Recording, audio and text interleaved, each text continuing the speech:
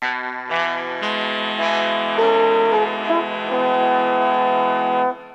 back and relax for an evening with the Thamesmen.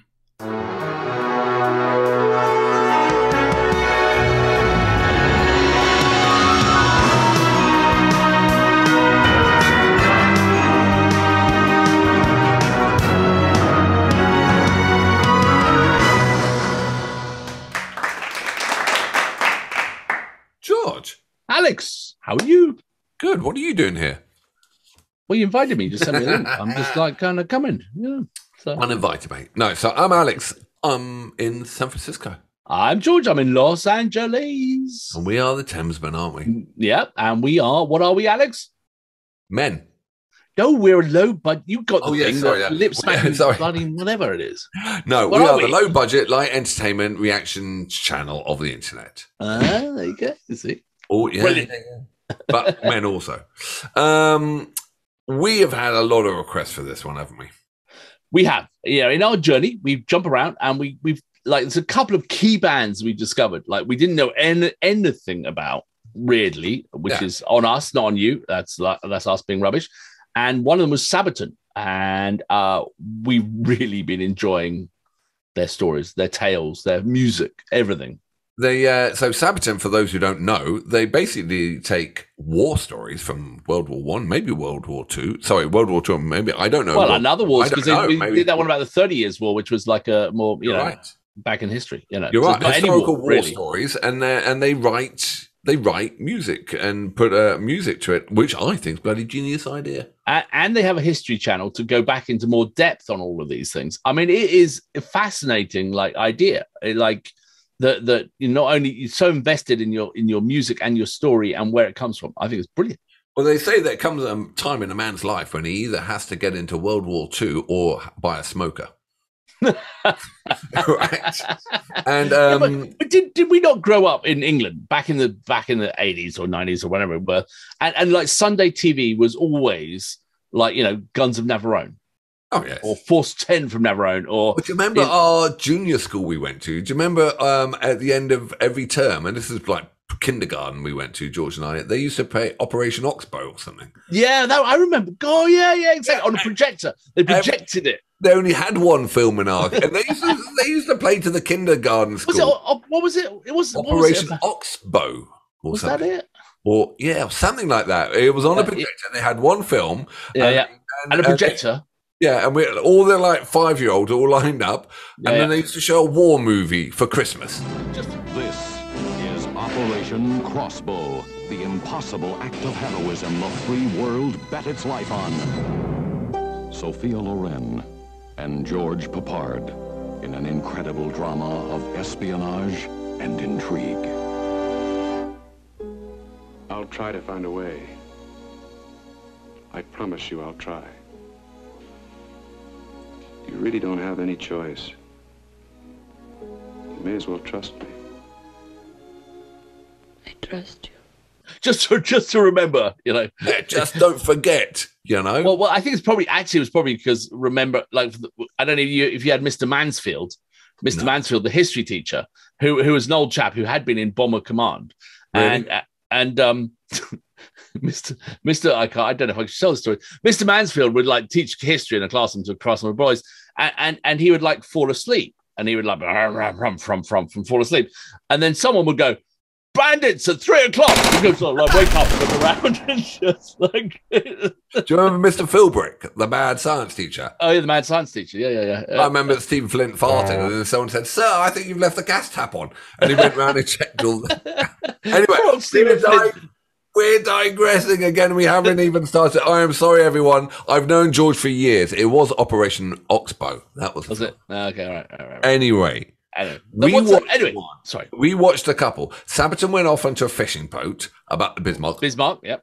Brilliant. Unbelievable. Yep. Then we did the Red Baron. Any band, honestly, any band that could have an aeroplane on stage, triplane, with a keyboard built in, and when he does a solo, the propeller goes round. Oh, fantastic. That's okay with me. Then we did this animated story, which was just gobsmacking. Oh, we did the 30 Years War, didn't we? Oh, God, yeah, we did that. Yeah, that was amazing. And then we did the animated story about the No Bullets Fly, and the bomber coming back and the German escorting them back, top secret forever after that. Charlie Brown. Yeah. The Ye Old Pub, I think the play was called. That was it. Yeah, fantastic. And this one was everyone who liked Sabaton obviously gave us the thumbs up and then suggested this one. And so, honestly, I have no idea. All we know is it's called Night Witches, which is different from Day Witches. Well, we were talking about this before we start. We reckon they're union-based and they're on double hours. Or they did different shifts, don't they? Yeah. So here we go. Let's just get straight into it. Okay. And then after this, I'm going to look up Operation Oxbow. I wonder if I could watch it again. Yeah, probably bring back your childhood of your teachers trying to, don't touch me, sir. All right. You ready? I'm ready. See you on the flip side. 3, 2, 1, boom. The Germans are resting behind the lines of the Eastern Front, their tents in neat rows. All is in order in the quiet and still of the night. It's cold, and the winter snow crunches under the jackboot of a guard. Looking up into the sky, the snow starts to drift down. It's peaceful here. Was that a noise from the sky? No, it's just the wind. Suddenly, piercing the still of the night, there's an otherworldly scream and a whoosh as a dark form speeds by. And was that a woman's laughter in the distance? There are no engine sounds, and the suddenly fearful German soldier loses his footing and whispers under his breath, Die Nachthexen. The world is all at once a bloom of fire and ash, and two more dark forms pass without a sound. Hearing the whooping and celebration of these supernatural creatures, the guard shakes himself from his fear and calls out, Die Nachthexen! Die Nachthexen! The Night Witches! In the sky, above, 3 planes of the soon-to-be-famous 588th Night Bomber Regiment, their engines now running, turn east for home. Time to rearm and refuel for another mission. Coming into land, they're greeted by their Commissar, Yevdokia Rashkevich. The young girls that form the pilots and navigators are between the ages of 17 and 26. They are desperate to take the fight to the Germans and have traveled from all over Russia to join the all-women regiments. The 588th is where the least skilled of all the women are placed, but that didn't stop them from carving their name in history. In the early days, they were largely ridiculed by the Soviet men. Given men's uniforms that were too big and shoes all of the same size, the women did the best they could with the clothes, making them fit with belts or filling the large men's shoes with stuffing. The equipment they were given was woefully out of date. The Polikarpov PO2 was a 2-man trainer, underpowered and made of cloth and wood. These old string bags were nicknamed crop dusters, or even worse, sewing machines due to the noise their tiny engines made. But the women of the 588th ignored the taunts, and despite the odds, turned the plane's shortcomings to their advantage. The planes at maximum speeds were far below the stall speeds of any of the German fighters. Giving them a tight turning circle, they were almost impossible to hit. They were susceptible to small arms fire and anti-aircraft guns, so their strategy was to attack in threes, with a navigator in each plane.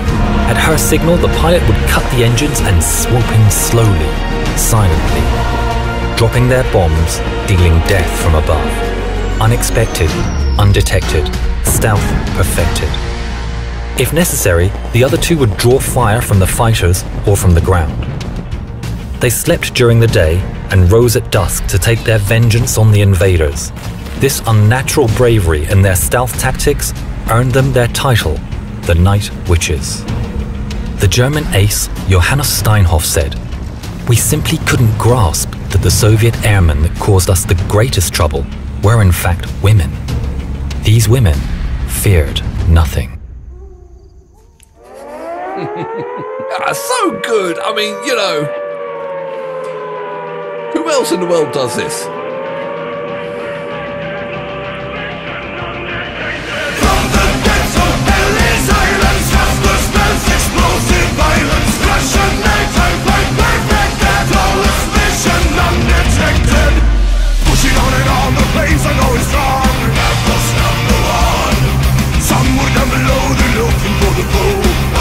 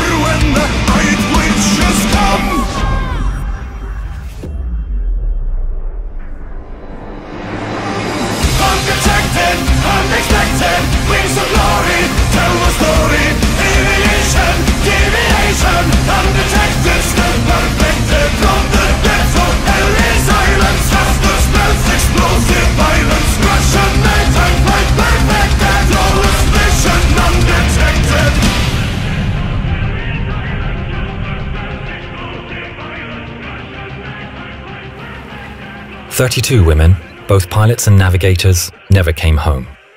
The 588th became highly decorated and respected, flying more than 23,000 sorties, dropping over 3,000 tons of bombs.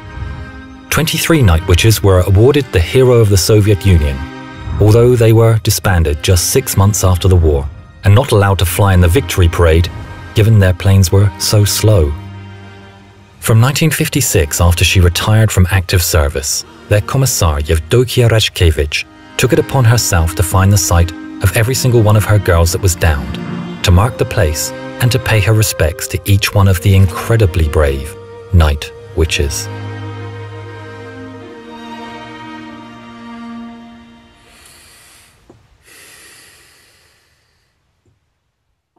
Wow. Whoa, my God. That was amazing. Where do you find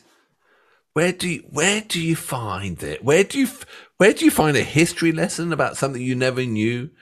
Facts and figures and emotional personal stories, a great tune, a whopping fantastic guitar solo. Where do you know?